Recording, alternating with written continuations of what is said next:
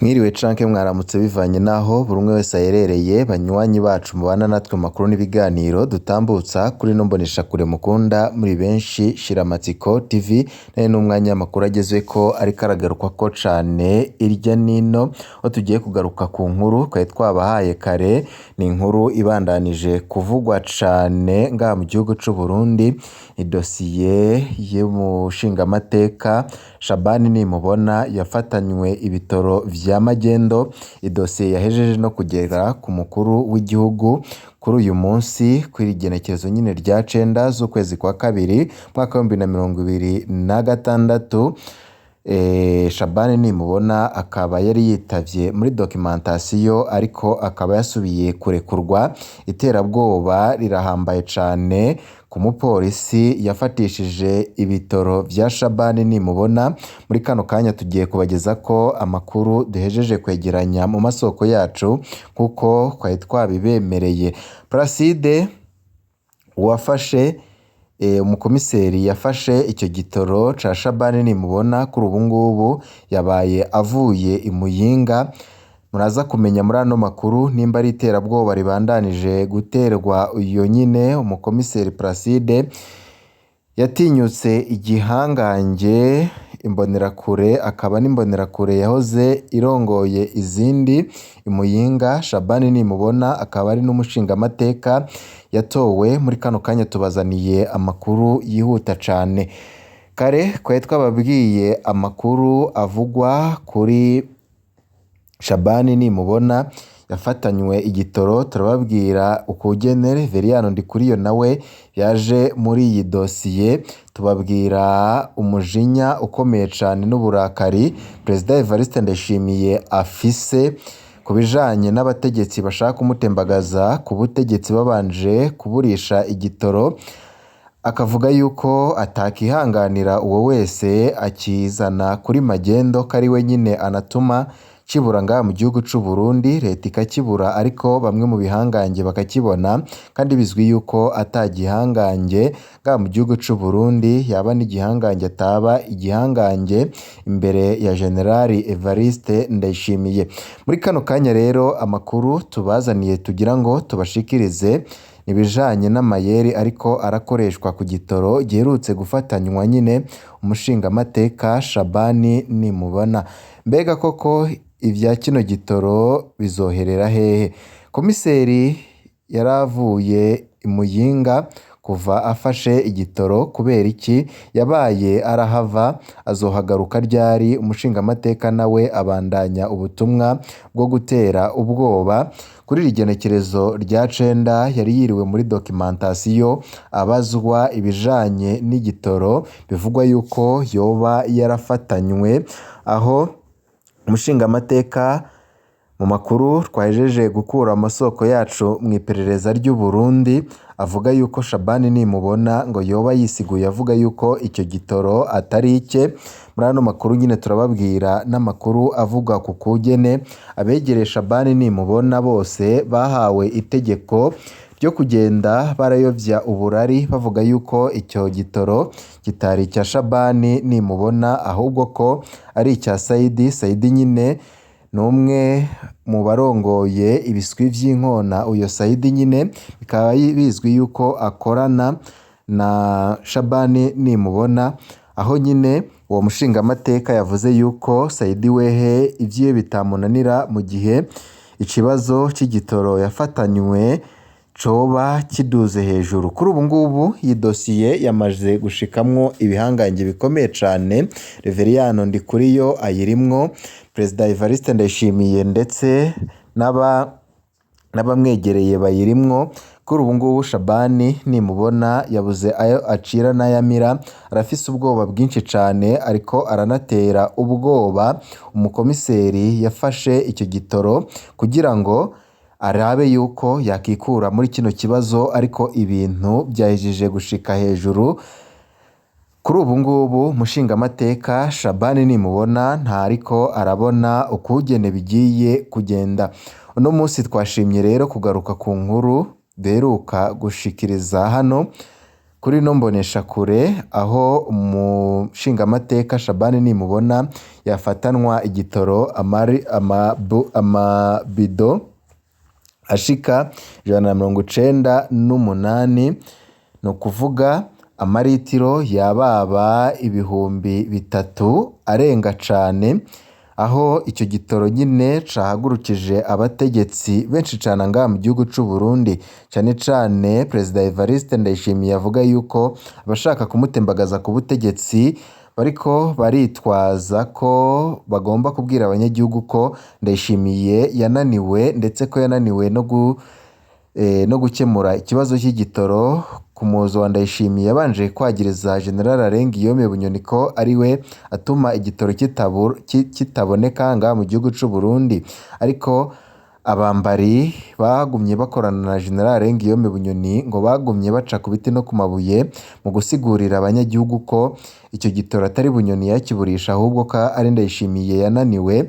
Ubwo abo nyine barwanya Ndayishimiye baba baranakoranye na Bunyoni, kuri ubu ngubu bariko barakoresha uruyeri rukomeye cane rwo kuvuga yuko nubwo Bunyoni yapfunzwe Neva yamuzizaga ubusa, ahubwo Neva kari we yananiwe kurongora igihugu. Ibi bintu vyavyuye icuka kibi hagati y'abo bategetsi bompi, ariko sivyo tugira ngo tugaruke ko, twariko tubabwira nyine kukugene ivyo vyose biriko biracanishamwo abategetsi b'u Burundi. Ku nkuru rero ya kino gitoro co mu bwoko bwa essence yeruka gufatanwa umushingamateka Shabani Nimubona n'amanyanga ariko arakorwa kugira ngo ntibimwitirirwe ngo ahanwe, mu gihe nyine kuri uyu munsi kw'igenekerezo rya 9 yari yiriwe muri documentation ariko arabazwa n'abakozi b'iperereza ibijanye n'iki gitoro bivugwa yuko ari we nyine yagifatanywe. Iyi ni inkuru tugiye kubaha mu mice ibiri. Muri kano kanya turababwira igice ca mbere c'ukugene biriko biragenda kuri Shabani Nimubona. Komiseri Placide kuri ubu ngubu yajeje kuba avuye imuyinga gatoya bivanye n'iterabwoba ariko arakorerwa. Muri kano kanya rero reka tubahe igice ca mbere c'amatohoza twajeje gukora ku bijanye n'icyo gitoro ndetse n'amarementanya ariko arakorwa n'umushingamateka Shabani Nimubona kugira ngo iyo dosiye nyine arabe yuko yopunguka, aho ibintu bibandanije kutera biragenda nabi hagati mu nzego z'igihugu, aho Ndayishimiye yarahiye akarengwa yuko abo ngabo bose babifisemwo uruhara bagiye kwibonera ko. Inkuru y'uno munsi rero tugiye kugaruka ku gice ca mbere c'amatohoza duhejeje gukora, ni nyuma y'inkuru nyinshi tugize iminsi turabaha ku bijanye n'icyo gitoro. Nimba utarafyonda kuri sabone rero fyonda ko kugira ngo uzurabana natwe mu nkuru n'ibiganiro twama twatambukishije kuri no mboneshakure mukunda muri benshi. Shiramatsiko TV ni mboneshakure imwe rudende bageza ko amakuru aba yizewe aba ariko aragarukwa ko cane irya nino mu bisata bitandukanye, muri politike, umutekano, bivugwa mu biraba n'agateka kazina muntu, mu ntwari ibereye, mu butungane ndetse n'ibindi byose muba mwanyegejwe ariko biravugwa cane irya nino. Tuba dufise amasoko mu mugambwe CNDD FDD, amasoko ku kirimba c'umukuru w'igihugu, amasoko mu gipolisi, amasoko mu mugambwe CNDD FDD ndetse no mu bihangange bikomeye cane. Reka nyine twigarukire ku gice ca mbere kuri iyi nkuru turiko turabatohoreza ku vyo dejeje kumenya ku bijanye n'igitoro cafatanywe umushingamateka Shabani Nimubona. Uruyeri ruriko rurakoreshwa kugira ngo bimuve ko ibiriko birabera muri documentation, aho kw'iri igenekerezo rya 9 Shabani Nimubona umushingamateka yatowe. Somambike wa Reveriyano Ndikuriyo yari yagiye kwisigura muri documentation. Tubanze dukosore gato ku nkuru y'ubushize twavuze igitoro cafashwe ku munsi wa kabiri igenekerezo rya 3 z'ukwezi kwa kabiri mwaka 2026, ariko cafashwe ku munsi wa kabiri igenekerezo rya 27 z'ukwezi kwa mbere mwaka 2026. Mutubabarire twarihenze gato izo tariki. Inyuma yo gufatanwa ico gitoro twarababwiye ko Shabani nimubona yaciye atangura guhamagara komiseri Kominari Muyinga Lieutenant Colonel Irakoze Placide amubwira ko igitoro ari rwiwe kandi yokigarukana n'ingoga, ariko iyo ntwazangabo yaramwankiye imubwira ko ivyo yamaze kubishikana hejuru yobarizayo. Ivyo vyarashavuje Shabani nimubona gushikaho bimwanka munda aca abwira komiseri ko bazoraba umugabo uwo ari we Imuyinga mu gihe atoba agarukanye icyo gitoro. Ivyo vyoba vyatumye komiseri aca afata ingingo yo kuba arava Imuyinga amanuka i Bujumbura, aho ari gushika uno munsi nk'uko tuza kubigaruka ko mu gice ca kabiri. Nk'uko nyine twababwiye yuko iyi nkuru turi buze kwibashikiriza mu mice ibiri, aho kare twari twababwiye yuko komiseri nawe nyine yari muri documentation ariko avuga ukugene icyo gitoro cafashwe ndetse n'amakuru yari yatanzwe kugira ngo icyo gitoro gifatwe, kandi akemeza yuko ari icy'umushingamateka Shabani nimubona, akavuga no kubijanye n'iterabwoba aho komiseri Placide yasaye n'uwishinganisha. Turaza kubigaruka ko mu gice ca kabiri. Reka tubandanye na kino gice ca mbere.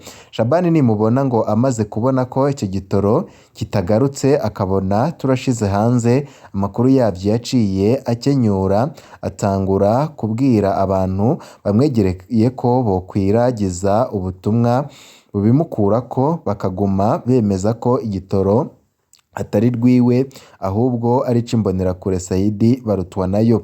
Ukuri ni ukwahe? Mu nkuru twashikirije twaravuze ko igitoro cafatiwe mu nzu iri iruhande y'urugo rwa Shabani nimubona. Ni inzu bahoze bakoreramwo amanama y'umugambwe harimwo n'amakarashishi y'imbonerakure kuva Shabani atanguye kurongora izo mbonerakure. Iyo nzu isanzwe ibamwo imbonerakure Saidi Barutwanayo afatwa nk'umuhungu wiwe mu mvugo za politike ya CNDD FDD. Iyo nzu rero mu nyuma yahavuye igirwa stoke y'ivyo bitoro vya Shabani nimubona. Iyo mbonerakure nayo ikaba ijejwe kubidandaza yegeranya amafaranga.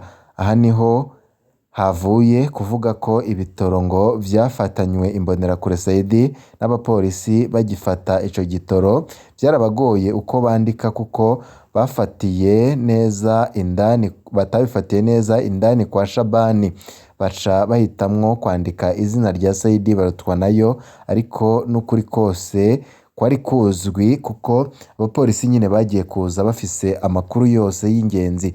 None imbonerakure Saidi ivugwa ninde? Irafise umutahe wo kudandaza ibitoro? Habe namba. Imbonerakure Saidi tuyigarutse ko Barutwanayo n'impuzu yambara iyambikwa na Shabani nimubona. Ntaho yokura amafaranga yo kudandaza ibitoro abayoboke ba CNDD FDD. Imbonerakure Saidi ivuka aho kuri uwo mutumba wa Cumba, nta kazi ifise, ni igishomeri mu bindi. Ico bikoze yarize kaminuza iri Muyinga yitwa EAR, East Africa Leadership Institute. Iyo mbonerakure Saidi yahoze irongoye umurwi w'ibiswi vy'inkona mu ntara ya Muyinga, mu nyuma ica iguma irongoye ivyo biswi ku rwego rw'intara nshasha ya Buhumuza. Gushika uno munsi niyo ijejwe gukurikirana ivyo bitoro vya Shabani nimubona.